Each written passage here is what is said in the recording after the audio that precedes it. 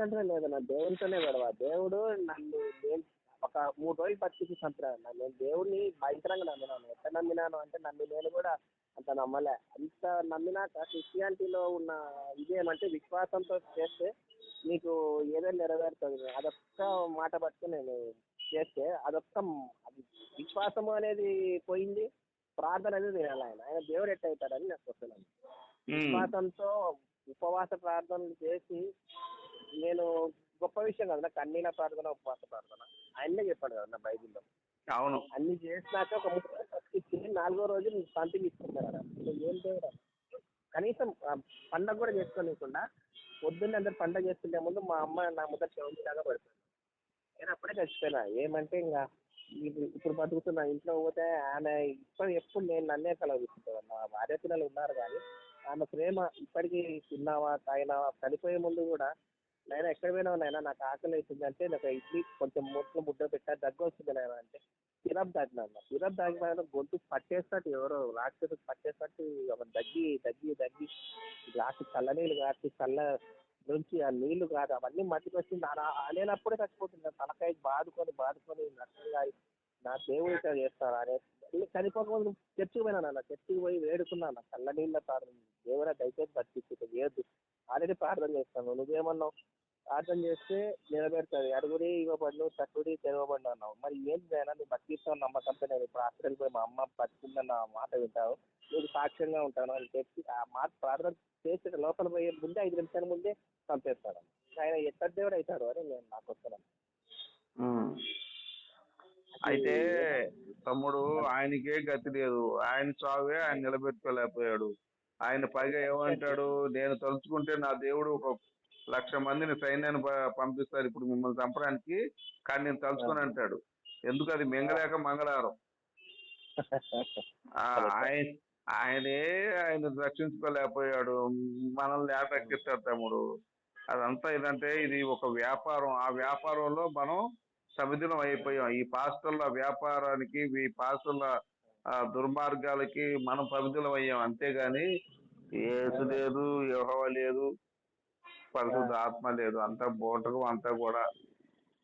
మా అమ్మ చెప్పిన మాటలు అన్ని ఎప్పుడు మర్చిపోతాను. దేవుడు అంటే ఎంత నమ్మకం ఆమెకి, ఎంత ఇది. ప్రతి ఒక్కటి దేవుని ప్రార్థన అంటే ఆమె మాటలు నేను కూడా దేవుడు నిజమైన దేవుడు అని నమ్మిన ఆమె ప్రాణాలు తీస్తాడన్న. ఏం దేవుడు అన్న మీరు ఎప్పుడైనా సరే తమ్ముడు, నేను ఒక విషయం చెప్తాను. ఇబ్బంది వస్తే దేవుడు కాదు, ఫస్ట్ డాక్టర్ కాడికి వెళ్ళాలి. డాక్టర్ దగ్గర ఆఖరి క్షణాలు అంటే ఆయన ఇప్పుడు చంపాలా, వీడు ప్రార్థన చేస్తాడు, వీడు ప్రార్థన నెరవేరగొట్టు, వీళ్ళు ఫస్ట్ వీళ్ళని చంపేసి తర్వాత వాళ్ళ ప్రార్థన అనేది నెరవేర్చలేదు అన్న నా మనసు అనిపించింది. అంటే దేవుడు ఆడి శాడిజం ఎక్కువ బాబు. అంటే అదొక శాడిజం అనమాట. యెహోవాలో చాలా శాడిజాలు ఉంటాయి. మీకు యెహోవా శాడిజం ఏంటో చెప్తా చూడు. ఎలా ఉంటదంటే హోషేయ 2వ అధ్యాయంలో ఉంటుంది. అది 1 నుంచి 5వ వచనం చూడు. వాడు ఏమంటాడంటే, మీ తల్లి పోకిరి చూపులు చూడకయు తన స్తనములకు పరపురుషులను చేసుకున్నట్లు మీరు ఆమెతో వాదించండి అంటాడు. ఏమైనా అర్థం ఉందా? ఎవడైనా చెప్తారా? స్తనములు అంటే ఏంటి? రొమ్ములు. తన రొమ్ములకి పరాయి పురుషుల్ని హత్తుకోకుండా మీరు వాదించండి అంటాడు ఆయన. ఇంత ఘోరం అన్న, ఎట్లా అంటే చెప్తారన్న దేవుడు. అలాగే కాదు. యోసేయ 9వ అధ్యాయము 10 నుంచి 17లో ఉంటది. ఏమని చెప్తారంటే, ఎఫ్రాయి వారు పిల్లలను కంటే వారి గర్భఫలాన్ని నాశనం చేస్తానంటాడు. అవునా? దేవుని మాట వినకపోతే దేశం నుండి వెలిగేస్తానంటాడు. మరి అట్లనే ఉంటది. ప్రాణం అంటానా ఆయన్నే ప్రాణం చేసేకు సైతాన్ నేనే చేస్తాను అని మరి యోబు దగ్గరకు వచ్చినప్పుడు సైతాన్తో ఏమంటాడు, ఆయన ప్రాణాలు ముట్టొద్దు, ఏమైనా సతాయిచ్చి అంటాడు. ఈయననే ప్రాణం తీసే సైతానికి ఛాన్స్ లేదు. మరి యోబుతో ఆ మాట ఎందుకంటాడన్నా, అది నాకు ఇప్పటికీ అర్థం కాదు. అదో తిక్కల గ్రంథం తమ్ముడు. ఆమోసు 4వ అధ్యాయంలో 3-11లో ఏమంటాడు?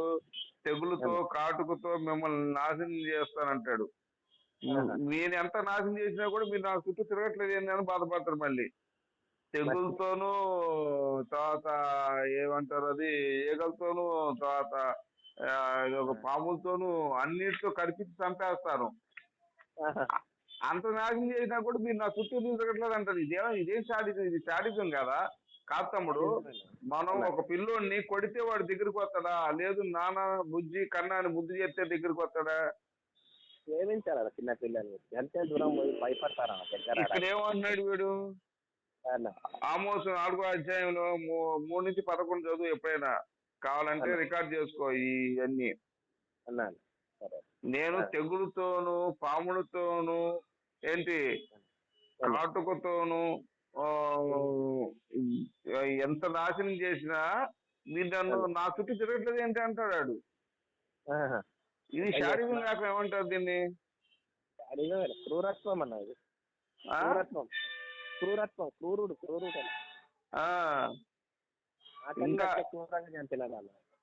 ఇంకా చెప్తా విను. ఇర్మియా గ్రంథం 46వ అధ్యాయం 28వ వచనంలో ఉంటది. మిమ్మల్ని ఏ దేశానికి తిరగొడితే ఆ దేశాన్ని సమూలంగా నాశనం చేస్తా, నిన్ను కూడా శిక్షింపక విడను, కొంచెము న్యాయము ధర్మం కూడా ఆలోచించకుండా నాశనం చేస్తా అంటాడు. మరి ఇంకేమంటారు దాన్ని? ఎంత క్రూరుడు అన్న. ఏదో ధూపం వేయకుంటే ధూపం వేసి ఏదో తక్కువ తానే చంపేస్తారంట. మరి అలాగే ఇర్మియా 43వ అధ్యాయము ఎప్పుడైనా సరే 12-13 చదువు. ఐగుప్తు దేశంలో వారి దేవతామూర్తులు నాశనం చేయమంటాడు యెహోవా. యెహోవా ఎంతకాలం నన్నే పూజించడు అంటాడు. నేను తప్ప ఇంకెవరు లేరు మీకు దేవుడు అంటాడు. మరి యేసు మరి ఇప్పుడు ఏమంటున్నాడు? ఏ దేశంలోనే ఎక్కడైనా నన్నే పూజించాడు. మరి యేసు అంటారు వీళ్ళు. మళ్ళీ యేసుని ఎందుకు పంపించాలా? మళ్ళీ పరిశుద్ధాత్మ ఎందుకు పెట్టాలా? ఆ పరిశుద్ధాత్మ మీ ప్రార్థనలు వింటాది అన్న. వింటే మా అమ్మ బతకాలి కదా, కనీసం ఒకరోజు ఇచ్చేస్తారు మనం. ఇంత ఘోరం అన్న. కాను అసలు ఇది ఎంత విచిత్రం అంటే, పాస్టర్లు మిమ్మల్ని రక్షిస్తాడంటే అసలు యేసే తనను రక్షించుకోలేకపోయాడు తమ్ముడు. ఆ టైంలో ఏడ్చుకుంటా కాపాడు అలా నీళ్లు కాదు, కన్నీళ్ళు ఎందుకు కార్చాలన్నా? కాపాడు అనేది ఎందుకు? ఆయన్నే ఇప్పుడు దేవుడు కదా. ఇప్పుడు ఏమంటారంటే అప్పుడు మానవుడు అయిపోయినాడు, ఇప్పుడు అందుకే భయపడినాడు. అది ఆడి బొంద అదంతా కూడా కవరింగ్ బ్యాచ్ అన్నమాట. ఇప్పుడు దెంగలేక మంగళవారం అంటారు దాన్ని.